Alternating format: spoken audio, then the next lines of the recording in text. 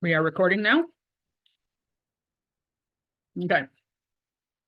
So I'm going to do a review of what we went over previously. So when creating a database, and these are examples here, create database, database name.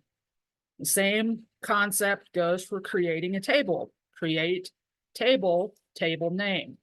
Now I was taught, this is just so that it's easier for you to view. I was originally taught when you're using the commands like that to caps lock them, just so it's easier for you to go back and see them when you're going through your code. It's just a personal preference, and I thought it'd be easier for you guys to see on the slides. So now that you've created your database, you need to set your database, use database name. Now, if you want to see available information in a database, show databases. That shows you all the information in it shows you all the databases that you have. Now, if you want to know all the information available in a table, show tables. Very similar. You want to do a detailed description of the table? Describe table name. And that shows you all your fields and everything that you have in there. Next is the insert information into your tables. So this is insert into, and this one I just made up example file. It's whatever you want to name it. And this one, you put your fields first and your values next. So name, address, ID number, date of birth, sex. So on this one, our values are Bob. There's our address. There's our ID number. There's our date of birth. There's the sex. Now remember, the single quotes go around your values, and the things in those single quotes go in whatever it is you have up there in the top.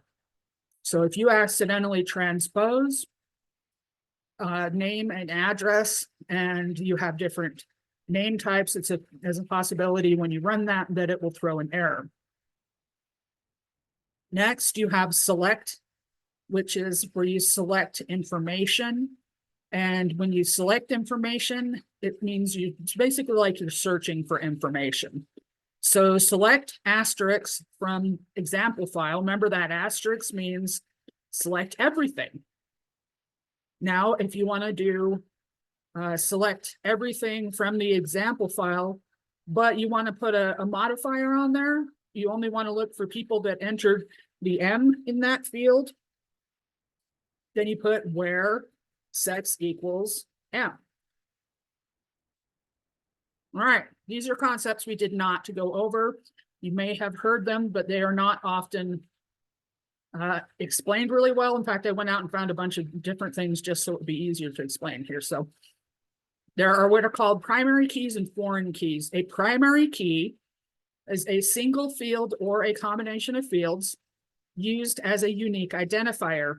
It cannot have a null value, only one per table, and the items cannot be repeated. The number cannot be repeated. So on your first name, it can't be the first name or the last name, because it's possible for you to have someone else that has the name Bob or the last name Smith. However, if you look at your customer ID, you have a randomly generated number that that's put in. Each one is a new one. Like each time someone enters it, it goes 23, 24, you know what I mean, down the line. That is your logical choice for your primary key. So why do they use these? Because they increase your search accuracy and performance. If you can link those tables and search for customer IDs, it's a lot faster. And then when you use them for cross-referencing between tables, it's even faster then. Oh, grumpy cat. Okay, foreign key. So a foreign key, the whole point of a foreign key is to create a link between tables. It is the foreign key of one table helps connect to the primary key of another table. So if you look here, you can see there's that primary key we had there. And you have your other table over here, and its primary key are the city IDs And so it is used as the foreign key to link these two tables together. Does that make sense? Because foreign key and primary key seems to confuse a lot of people. Is there anyone that does not understand what that means?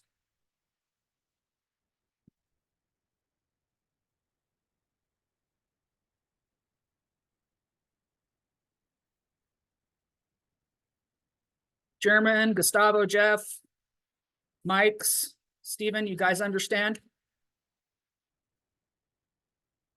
Okay.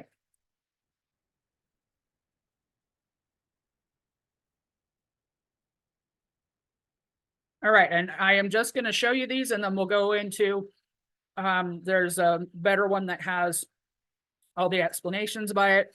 I just put these in there quickly so you guys could see there are different types of data. There's what's called string data. And I will, like I said, we'll go to website and look at the different explanations for these. Numeric data and the date time section, which has its own setup. All right. So next, I'm going to take you over and we will go to W3, which actually has some really good explanations. Yes, Kitty. Oh, look at that. You went all invisible of the data types. Okay.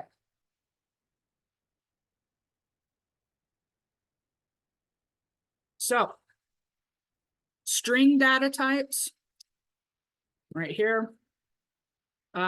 Character or char. I just remember char because it's easier to think of that. Sometimes you know how you have to remember things, you just make them sound silly. That's for me. Char and then size. So this is a fixed length string, can contain letters, numbers, and special characters. The size parameter specifies the column length in characters and can be from 0 to 255. Default is 1. So if you don't set a size, you just get 1. Varchar, this is a variable length string. This one can contain letters, numbers, and special character. The size parameter specifies maximum column length in characters. So the difference between char and varchar, as you can see, is the amount of characters that you're allowed. So 255 on char, varchar is 65535. So it's a significant jump there. Yeah, there you go. Charmander. Yeah, if that helps you remember, then that's good. So the one with more letters just gets more characters. Basically, yes. Binary, it's equal to char, but it only stores binary byte strings. The size parameter specifies column length in bytes, and the default is 1. And then bar binary is the same thing. B equals to bar char, but stores binary bytes. Size parameter is maximum column length in bytes. So binary is less than bar binary. So tiny blob. Blobs are binary large objects. And you see your max length there. Tiny text holds a string with a maximum length of 255. Text, those are for like your paragraphs and things like that. This one holds maximum length of 65, a little over 65,000. Blob or binary large objects, this one's over 65,000. Medium text, this one's over 16 million. Medium blob, I'm seeing a pattern here, over 16 million, but it's bytes and it has to deal with binary. Long text, as you can see, we're out to 4 billion. And long blob, same thing, 4 billion. Right, now, enum, we talked a little bit about this, is a string object that can have only one value chosen from a list of possible values. So this is that one where you see the fields where you have the parentheses and you have multiple things that you can select. You can select on this one up to Yes, I like you. 65, a little over 65,000 values in your list. If a value is inserted that is not in the list, a blank value will be inserted, and the values are sorted in the order that you enter them. So you have your value 1, 2, 3, however you set them in there, that's how they sort. A set, it's similar. It's a string of objects that can have 0 or more values chosen from a list of possible values. You can list up to 64 values in a set list. So this is a smaller version of enum. All right, now numeric data types. Bit is a value type. The number of bits per value is specified in size. Size parameter can hold 1 to 64. And again, the default is 1. Tiny int, a very small integer. So this is your negatives. Signed range from -128 to 127. Unsigned 0 to 255. Size parameter specifies maximum display width. Bool, 0 is considered a false. Non-zero values are considered as true. So this is your 0. You know how, I don't know if any of you have done programming languages where they have 0 equals no, 1 equals yes. This is the true false version of that. Boolean equal to bool. It's the same kind of thing. Small integer. This is a small integer. Signed range from, as you can see up here, unsigned range is the 0 to 6, a little over 65,000. Size parameter specifies maximum display width. Medium int, medium integer, and that's just the size parameters that you have there.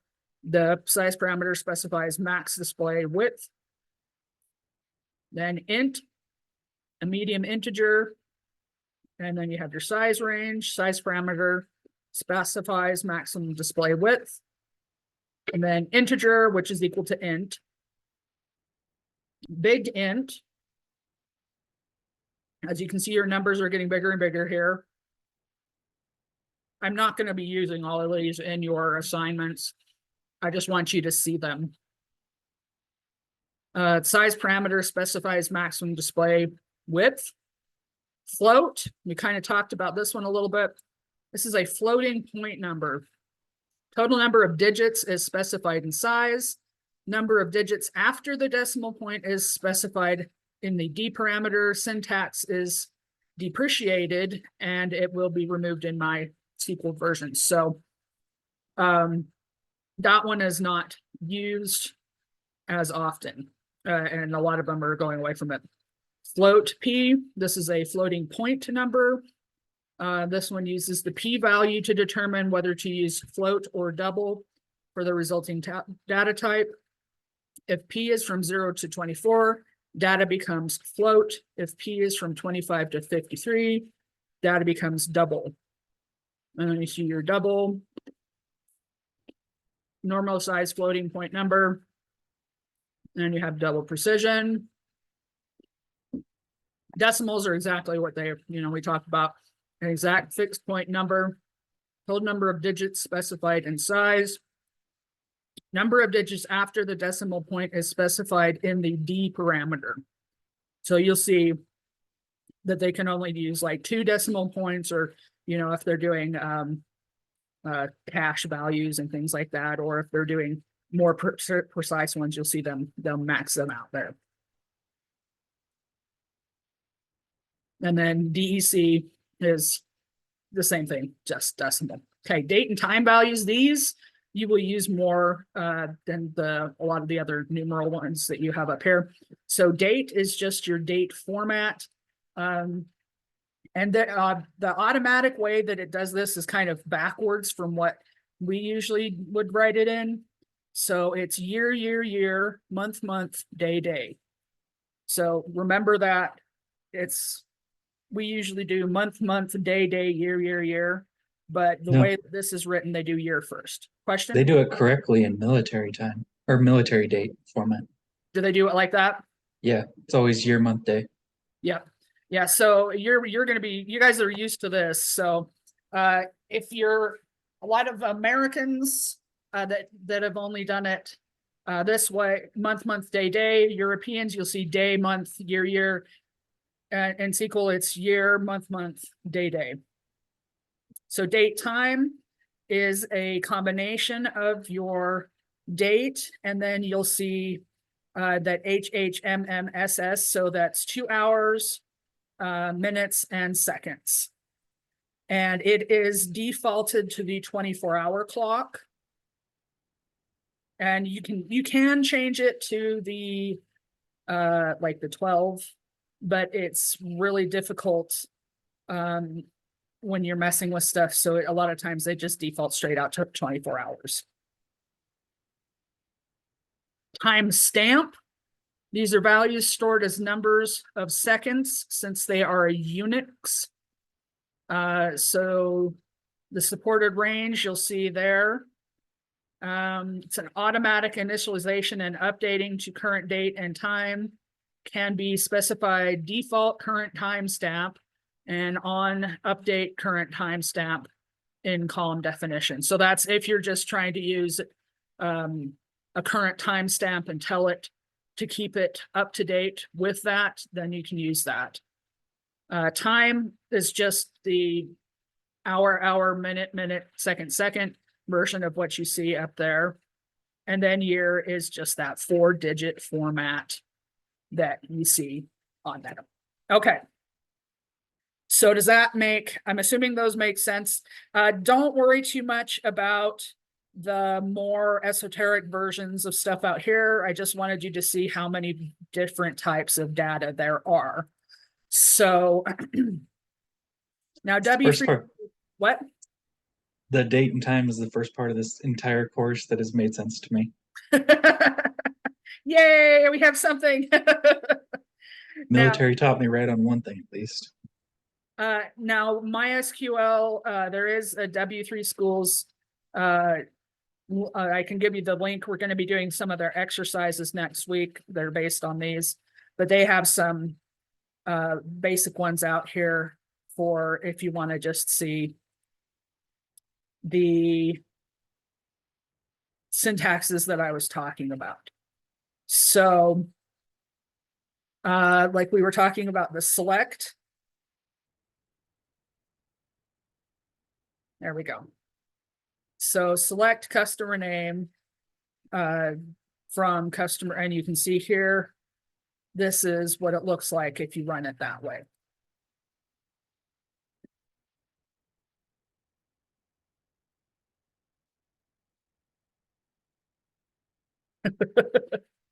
All right, and we talked about the where. We used a little bit there. Now, a lot of times when you write them, you see how they've got them written here. It's just easier to read in that format. So select all from customers where country equals Mexico. So this is what that looks like. So select everything in the customer's database where country equals Mexico.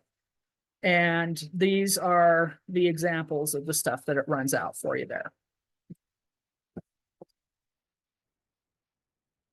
Now, we did not run over some of these, so I'm going to walk you through these. There's the and, or, and not operators. Okay. Basically, they're operators you can yes, you can and them, where you can add to your where statements. So say you want to add additional things. So on this one, select all from your customers table where you have the country is Germany, and you also have the city as Berlin.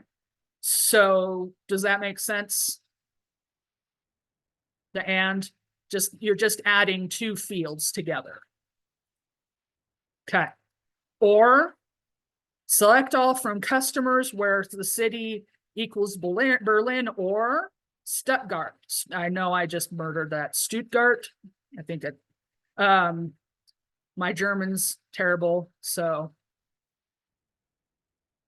So if you want to be able to have two different selections, or, you know, you can have a lot more than two, where you put two different ones in there, like on this one here, they're using two different countries, Germany or Spain. So if you want to select everything except for one particular thing, you can also do select everything from customers where not country, where basically this country is not equal to Germany. And then if you really want to get what are called combining, and these are a lot more complicated. So this one is select all from customers where country equals Germany, and this is an or one that they added in here, but they put it in parentheses so that you can do both of those ors together. Does that make sense? The reason you put the parentheses around those so that it can read that statement together. So otherwise it would get confused and try to read all of it. But what you're trying to say is Germany and either of these two cities. But if Could you do, sorry, sorry, I was gonna say, in this case, could you do country Germany, city and Berlin or Stuttgart, but not X? you could, yes, you All can right. string them all together. Yeah, absolutely. And you can see here there is and not. So this one they're saying select everything from here where the country is not Germany, and we also don't want anybody from the US. So there's two that they want excluded there. Does that make sense to everybody? I mean, I get it, but I'm it's not weird. saying I'm going to test you on these. I'm just showing you examples, and Well, I'm showing the resources so that you can design these yourself. the where not, I feel like that it would have made more sense if they just had where not or where and then and was or an addition to that. But so where not, and then you have to put at and not with it to continue that statement. It seems kind of strange to me. Yeah, the way that they write some of these syntax orders when you're writing the queries is a little bit odd at first, but you start to get used to it. Okay, so there is what's called the order by, and this actually was one that I used a lot when I did queries. So select columns from table and then order it by, and I'll show you how this goes. So on this one, you're saying select everything from the customers table and then order it by the country. My brain just went right out the column, the row. So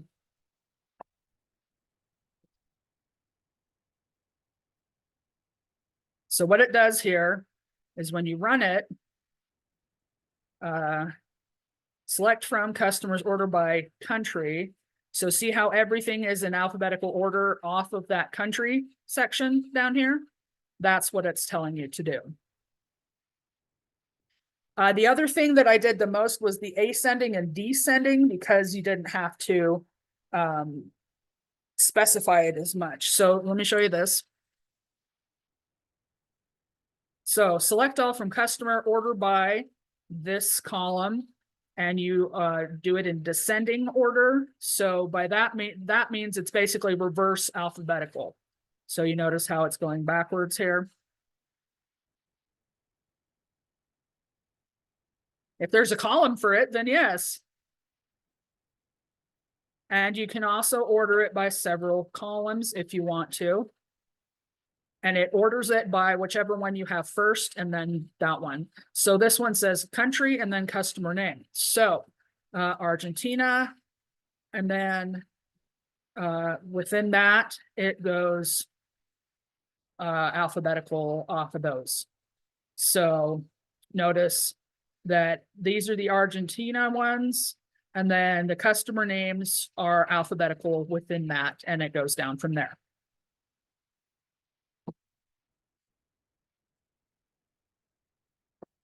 And then this one is, if you really want to get extra, you can order by country as ascending and customer name descending. So let's say we want to do country ascending. And then when you look over here, the customer name are descending, which is backwards. Personally, I think they're just showing off because I would never run a query like that. It's just too confusing. Because usually when you're running queries like this, you then have to output the information to someone who has to read it. And they look at it and they go, what? So I was gonna say, like most of those queries, at least in my mind, you would go ascending by city or country, then city, and then yeah, name from that point wouldn't matter. Or if usually it what it was, was when I ran queries, what it was I want to know about a specific column. And then I would run the query and I would do ascending or descending, depending on what information they wanted, based on the information they wanted from that column. And I mean, most of the time, that's where it was. So remember us talking about inserting into? Well, here are some examples on how to do this. So in this one, they're inserting information into the customers. And as you can see, those are the top, you see the customer name, contact name, address, city, postal code, country, and then those are the values. And you can see here, those are the ones on the top. And then you can see the values that they're needing to add here.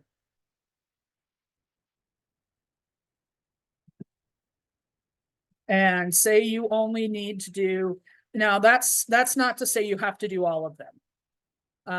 If you only need 3 of those and the rest of them need to be left null, and that's because that's all the information you have, then you can do what they've done here on the bottom. They only have the customer's name, the city, and the country. So there's the customer name. These ones are null because they don't have the information, and there's the city and the country. I'm not going to answer that. So on this one, let's see how you guys are doing. To insert records into the new customers table, how would we do this? What would this first one be?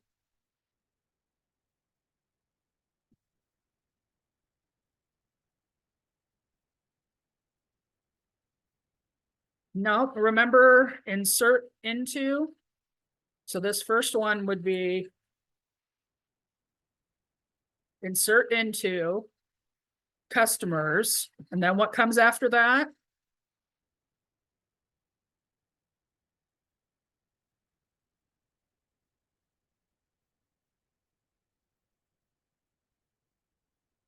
There we go. Then we want to do this one. Good job. And then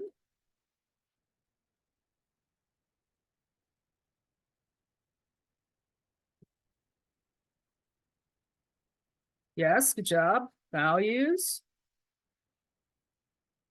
And then just like that. There you go.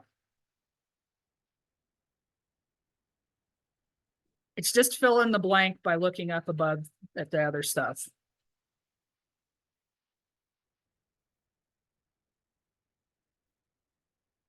See, there we go. The nice thing about these, you can check your work on them. The more you do on these exercises, the better you'll get. SQL, the only way around SQL is there's no way around SQL. You have to do it. So null values, we talked a little bit about this, so you guys know what null values are. Basically, they just mean there's nothing there. A 0 is not a null value. A 0 is still a number. So if you're doing null, you'll see this is null, is not null. So if you're looking for, on this one, we're saying select whatever column names from whatever table we want, where the column name is not null. So basically we're saying, let's take a look here. This one's called customers. So we'll say select, we want something that is not null, right? So basically they all have data in them. So we can say select customer name from customers, because that's the table, where column name, we could do contact name is not null. Ha ha ha, suck it up, you'll be fine. Walk it off. Just you want to cry. I'm not even going to make you guys do these. These are what are called joins. And they will make you cry because they made me cry. I'm not going to make you guys do that. So they're like joining tables together. All right, update is a super easy one. This one is just updating information in your table. If you're updating it, make sure that you actually want it to be updated, because you can accidentally overwrite things when you're doing these. So here's an example. So let's say we want to update customers, set contact name, Alfred Schmidt, city Frankfurt, where customer ID equals 1. So let's say we accidentally typed in the wrong customer ID. Well, too bad, we just updated it. So make sure that you actually check these before. Yes, Gwen feels my pain. Joins were my, I still have an eye twitch, so that's why I'm not bringing them up for you guys. We had tests on joins, and there's inner, outer, left. They made me, I felt like they were adding algebra into SQL and then putting quantum physics in there when they started talking about it, and it made me want to cry. So okay, so if you want to update multiple records, yeah, no, trust me, joins are, you need to be aware that joins are out there, but for your basic, what we're going to be doing, you don't need to know them for that. So if you want to update multiple records, so let's say we want to update a postal code. We've realized, okay, the postal code was input incorrectly for a particular country. So let's update customers and set the postal code for the country of Mexico to, well, in this one, it's wrong, but I don't know what the postal code is for these. And let's just say they realize that it was wrong and they're setting it to a bunch of zeros because they know it's wrong and they have to go look it up anyway. So they're setting it to a bunch of zeros so they don't have the wrong thing out there. I don't know why they're doing this, but this is how they would do this. So set update customers, set postal code, where country is Mexico. So everything that's Mexico now has a different postal code.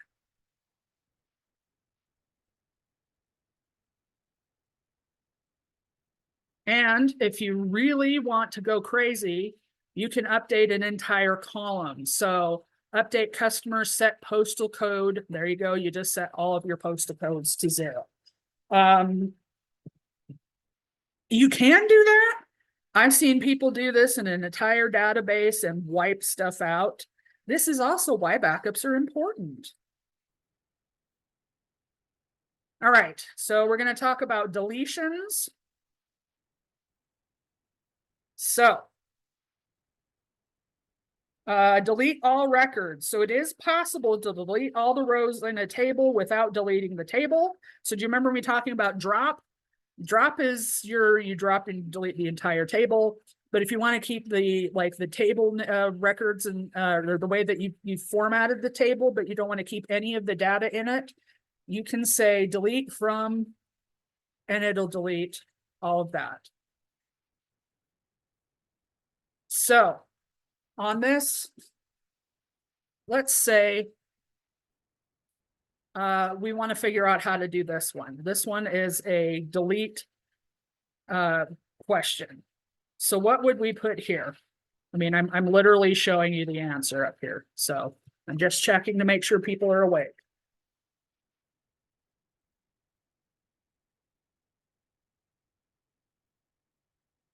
We're going to delete all the records from the customer table where the country value is normally. So, yes, there's one. Delete from. There you go. Delete from and where. Just like this. So remember that when you're deleting from something, you have to say delete from.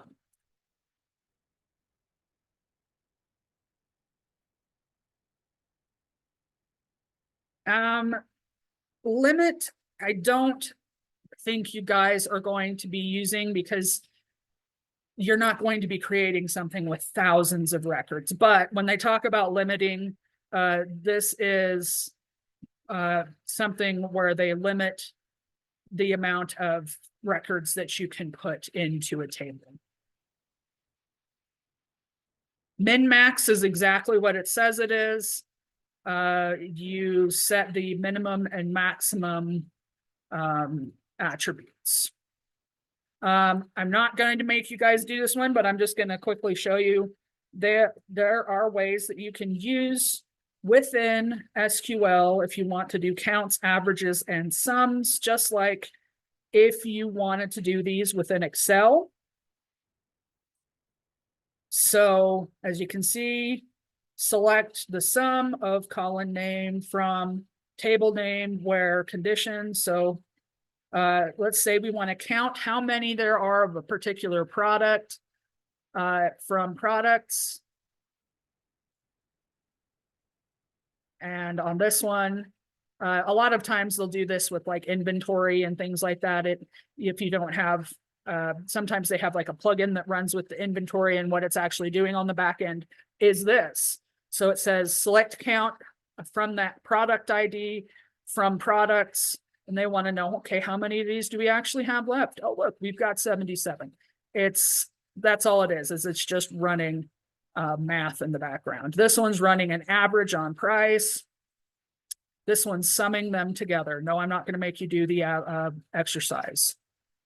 Like, I don't think you guys are going to have to do this, but you can do wildcards and like operators. And these are basically, if you're not altogether sure exactly what you're searching for, but you know kind of part of what you're searching for, you can say, okay, I seem to remember that it has this in it, and this is how you search for these. So, okay, that's a huge one there. I'm not going to show that one. So here, come on. Here we have this.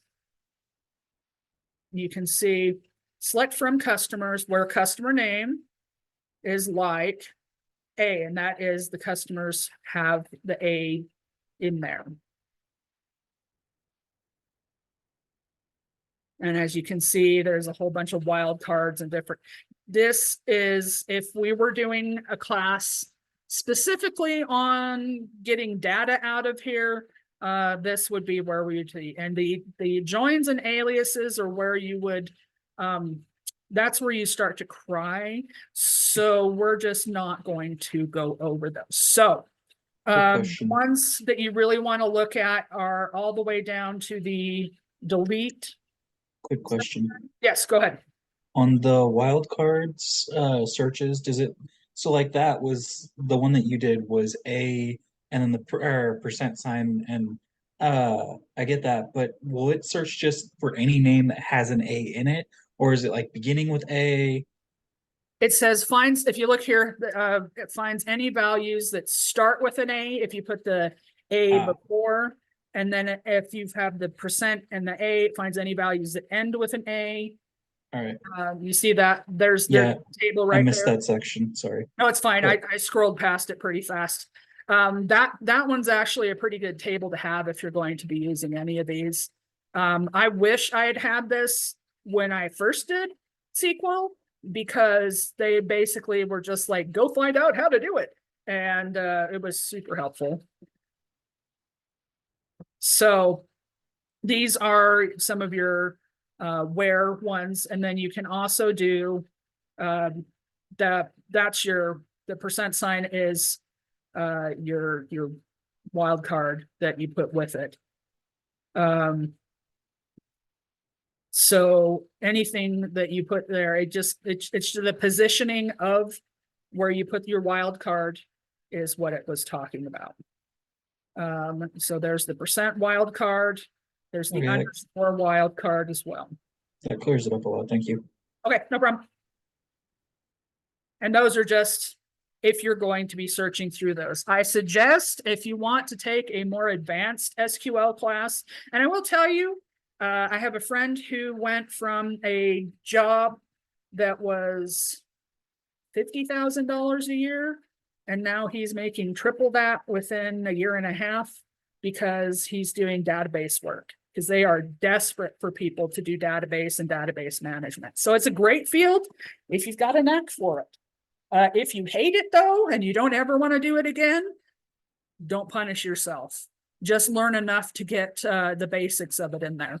I actually like it once you get into it, because it can be kind of like working with puzzles is how I see it. So, okay, so that is basically all we're going to do. I'm not going to punish you guys anymore, but I will say I'll put a link out here on the, hold on. Don't disappear yet, you guys. I'll do the MySQL link, and I will add it out to your SQL stuff and your content. So I suggest that you go out and play with Workbench. Make sure you watch that beginning Workbench video. If you look at next week, where is my...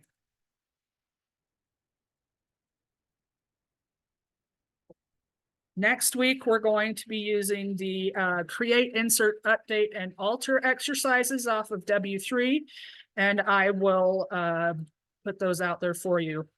And there's a third week, and the third week I haven't put out there because I don't want to scare you, but you will be making a project, but I will give you the basis for all of that for your project database. And I'll probably, I think the one that Jay originally created had to do with cars. So I'll probably leave that and let you guys play with that. So that's, yes, Gwen's gonna kick everyone's butt. We all know this. So remember that you can Gwen accepts bribery in the form of, I don't know, coffee, probably. Amazon gift cards. I'm just kidding. So